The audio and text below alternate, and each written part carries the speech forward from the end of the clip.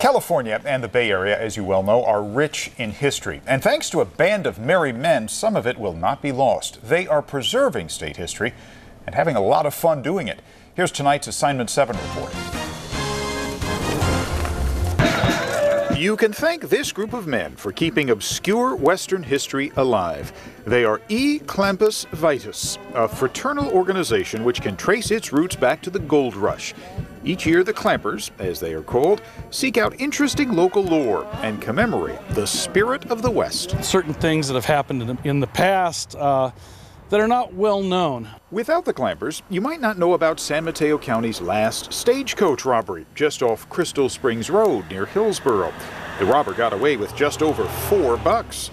Or one of the few buildings saved from the 1906 quake and fire in San Francisco. It was full of precious whiskey. Or you may walk right by an old San Francisco saloon that was once a ship. There are over 1,000 plaques within E Clampus Vitus territories. The group started in Virginia in the 1840s and moved west with the gold rush in 1849. No one really knows why it took off, but it may have been created to poke fun at the proliferation of secret societies of the day. More likely, it gave hardworking miners some comedic relief from panning for gold. The group died out by the turn of the last century, but was revitalized in the 1930s, and it is very much alive today. It's a legacy, it's a legend, and it's a lot of fun. While Clampers like to enjoy themselves, certainly, they have a more serious side. If a miner died and was a member of E Clampus Vitus, what they would do is they would make sure that his widow and orphans were very well taken care of. For that reason, many chapters continue to volunteer to help the elderly, build playgrounds, clean highways, and give academic scholarships. They celebrate their brotherhood with their trademark red shirts. The thought is that it came from the undergarments of miners in the 1840s, 50s, 60s. Today there are 40 chapters and more than 100,000 members in the western states. Their motto is Credo Quia Absurdum, roughly translated to mean, I believe it because it is absurd.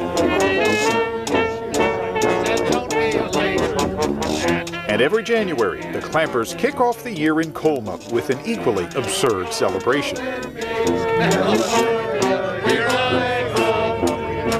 His Majesty ruled San Francisco for only a short 20 years.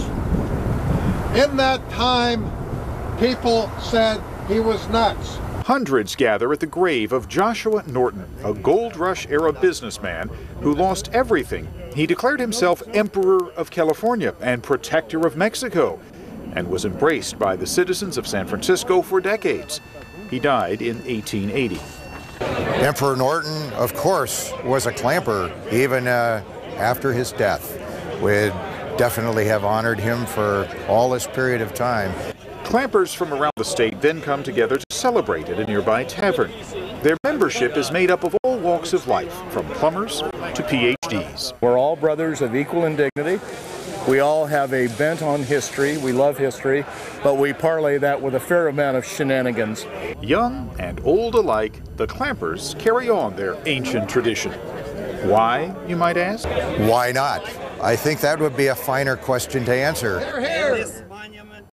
Yeah, why not indeed? So much fun. They do have a lot of fun. And of course, not just anybody can join E Clampus Vitus. You have to be invited to be a member. A strong interest in California history, of course, helps.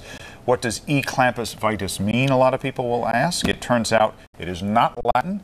No one really knows for sure. There are a lot of guesses about it, but they do have a great time. We're still waiting to be invited too. All right, Spencer, last look at the weather before we head out. A little meteorologicus predictus coming up here now.